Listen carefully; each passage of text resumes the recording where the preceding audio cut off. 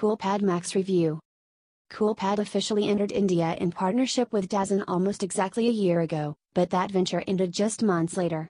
The two Chinese partners then carried on individually, and the company we now know as Coolpad has since then concentrated only on the sub-Rs. 10,000 market with the Note 3, Review, Pictures, and two subsequent variants. Priced at an ambitious Rs. 24,999, the new Coolpad Max is a significant launch by the company, and could help propel it into the big leagues.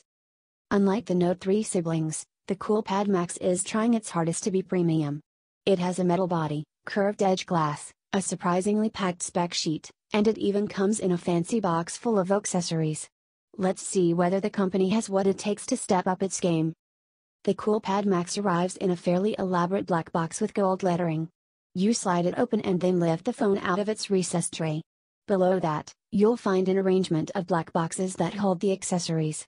You get a quick charge compatible charger, a flat USB cable, a wired headset, a clear plastic case, an adhesive screen protector, and a SIM eject pin. The presentation is clearly meant to impress buyers and drive home the phone's premium aspirations. The device itself looks like a mashup of recent designs from Apple and HTC.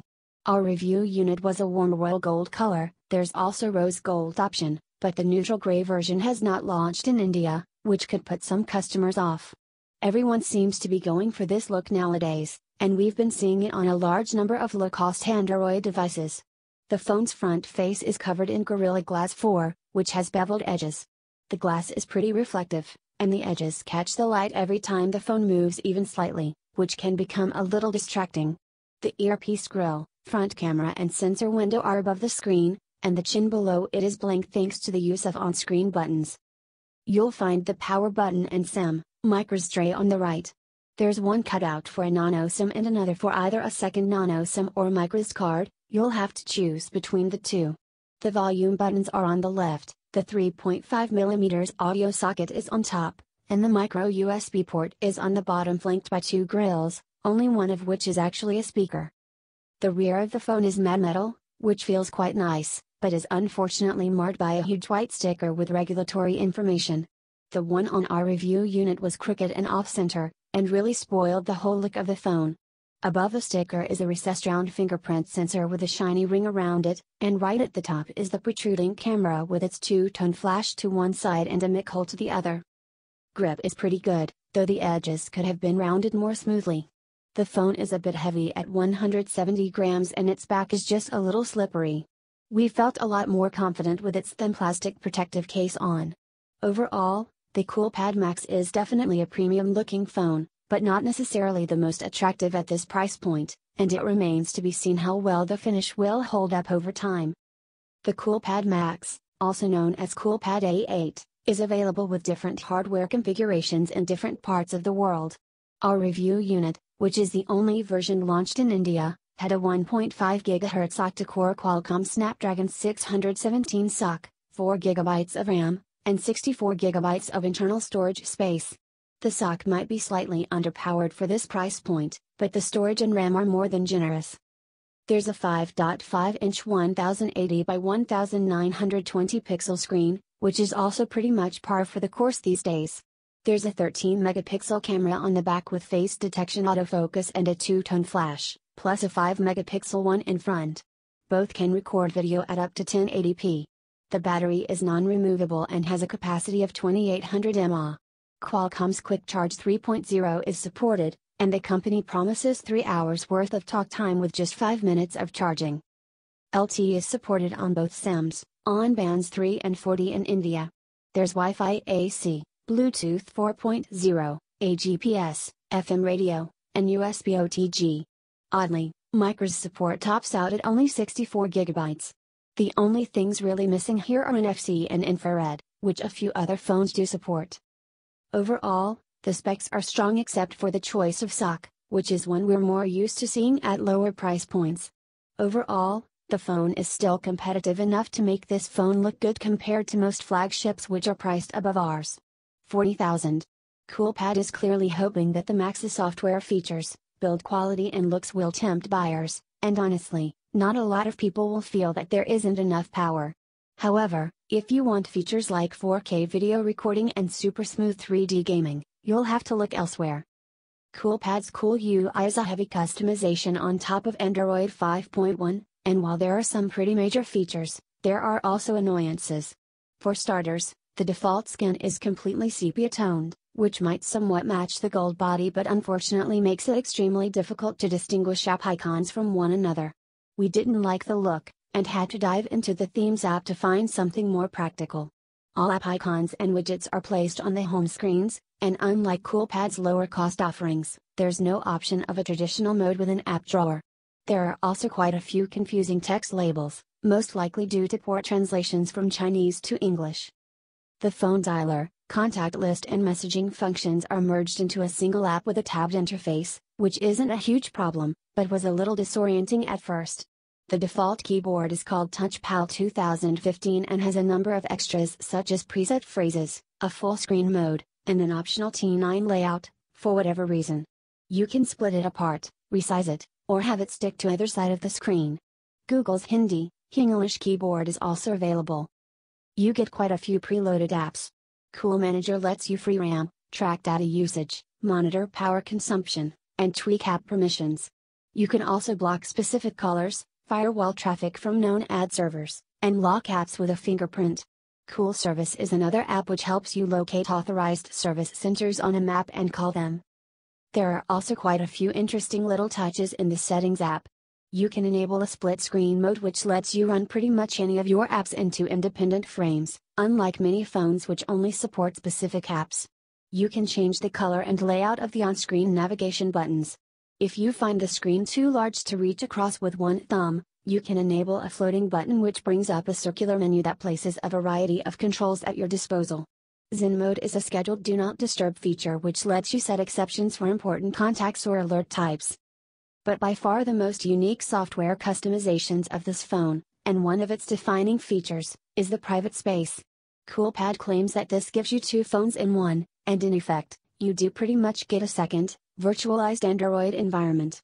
You can enter the private space either through a shortcut in the dock or a bar just under the quick shortcuts in the notifications shade.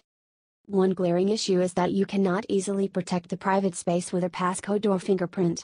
The Spaces Management section of the Settings app is protected, and from within this you can choose to hide both the dock icon and the quick settings bar. You can then go to the Fingerprint Management app and assign one of your registered prints to triggering the private space. This is a little clunky, and not exactly obvious to new users. On the other hand, it does make sure only you can get in with a fingerprint, and you can even make sure that the phone defaults back to the open space whenever it goes into standby. Within the private space, you'll find separate camera and voice recorder apps, and even second instances of Chrome, WhatsApp, Facebook and a few Google apps ready to run. You can even sign into a different Google account altogether, so your apps are totally independent. The private space is encrypted, so you can't get to any files or apps unless you're using it. Even when you plug the phone into a PC, you won't see those files anywhere. If you want to move data out of the private space, you have to use the Spaces sharing app or share it using the usual email and social options. Other companies including Samsung, BlackBerry, and Nokia have tried similar features to help people keep their work and personal data separate, and it feels as though Coolpad's implementation is designed more for personal privacy than corporate data security. The feature is based on Secure Spaces from developer Graphite Software, but doesn't have all its features, for example the ability to create any number of independent spaces for arbitrary purposes, or the ability for corporate IT administrators to control policies remotely. It's also quite unlike the guest mode or kids mode features on some phones, because you can't use it to prevent people from using certain apps and snooping through your data unless you proactively and continuously hide everything you do within the private space. The Coolpad Max is pretty snappy for the most part, but does tend to get a bit warm when used for a long time. Even simple tasks seem to make it heat up after a while. Everything runs smoothly, but sadly this phone becomes a bit uncomfortable to hold while playing games. Otherwise, things were generally pleasant. The screen is sharp and bright, with colors that aren't too punchy or too muted. Games and movies look great, except for the unavoidable reflections at the edges of the screen. The speaker is loud enough for casual use, and the bundled headset, which looks a lot like Apple's EarPods, is just about okay for music. The fingerprint reader was very quick but not always accurate, and it seemed to work on the second try more often than on the first. Switching between spaces took about 10 seconds, and the company that licensed the feature to Coolpad says it has minimal impact on performance, and extremely low overheads. We did not feel any difference in system responsiveness within the private space. We saw scores of 44,441 in Antutu and 25,120 overall in Quadrant. Graphics scores were relatively weak, with 17 FPS in GFSPench and 5,507 in 3D Ice Storm Extreme. We've seen equal or higher scores from phones that cost a lot less, such as the very recently launched Lenovo Zux Z1, review, pictures, and Moto G4 Plus, review, pictures. The camera turned out to be really good, with images coming out clean and free of compression artifacts and noise. Fine textures were reproduced well, even in shaded areas. Even at depth the field effects looked great in close-up shots.